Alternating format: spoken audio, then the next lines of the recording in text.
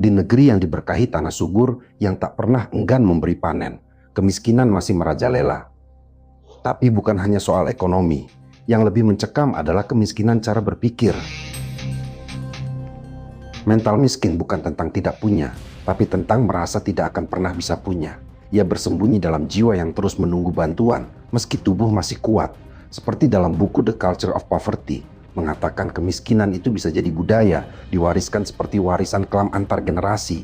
Dalam masyarakat seperti itu, anak-anak tumbuh tanpa semangat mandiri, karena dari kecil mereka diajarkan untuk bergantung. Bantuan sosial seharusnya jadi jembatan, bukan tempat bernaung. Tapi realita menunjukkan hal sebaliknya. Bantuan yang terus-menerus, tanpa pemberdayaan justru memperburuk kemiskinan. Bantuan menciptakan candu, semakin diberi, semakin tak ingin bergerak.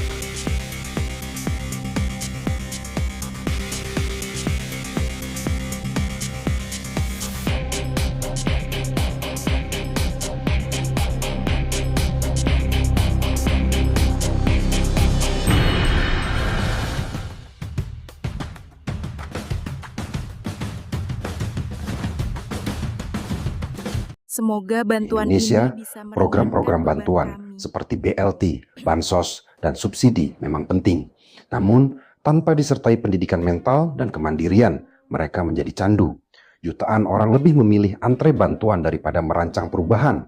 Ini bukan soal malas, tapi karena selama ini mereka lebih sering diajari meminta daripada mencipta.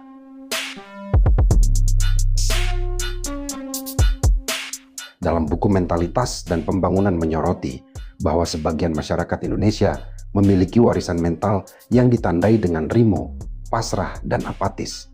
Ini adalah warisan panjang dari sistem feodal dan penjajahan, di mana rakyat terbiasa dianggap sebagai penerima, bukan pengambil inisiatif. Disinilah akar psikologis dan budaya bertemu. Ketika terlalu lama jadi penonton sejarah, orang kehilangan keberanian untuk menulis kisahnya sendiri. Mereka memilih tetap di pinggir lapangan, berharap ada yang membawakan bola.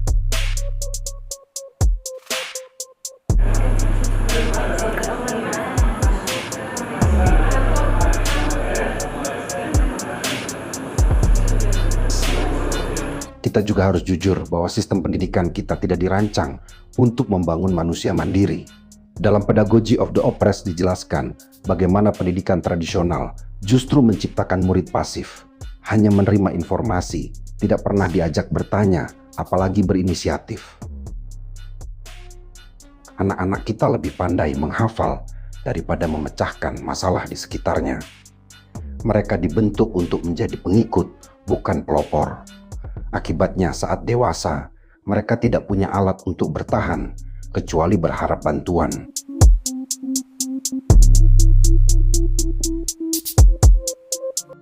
Lebih menyedihkan, banyak masyarakat yang justru pura-pura bangga dengan kemiskinan. Mereka menyamakan kesederhanaan dengan kemiskinannya. Mereka menuduh orang yang berjuang memperkaya diri sebagai terlalu duniawi, seolah hidup hanya pantas dijalani dalam kekurangan.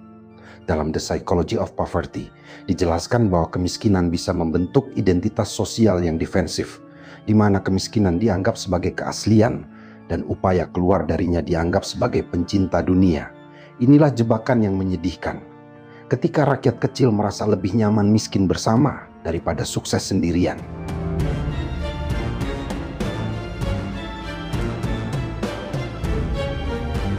Namun tidak semuanya gelap.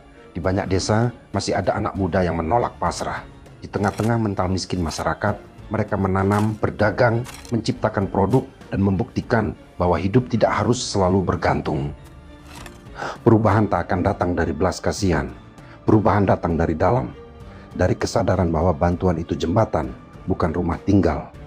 Bahwa hidup bukan soal menunggu diberi, tapi soal mengambil peran.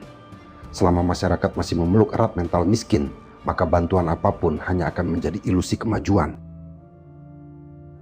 Mari mulai mendidik bukan hanya pikiran, tapi juga keberanian. Kita tidak butuh lebih banyak bantuan. Kita butuh lebih banyak keyakinan bahwa rakyat kecil bukan makhluk lemah. Mereka hanya sedang lupa bahwa mereka punya tenaga, akal, dan harga. Dan negeri ini akan lebih kuat jika rakyatnya tak lagi meminta, tapi mulai mencipta.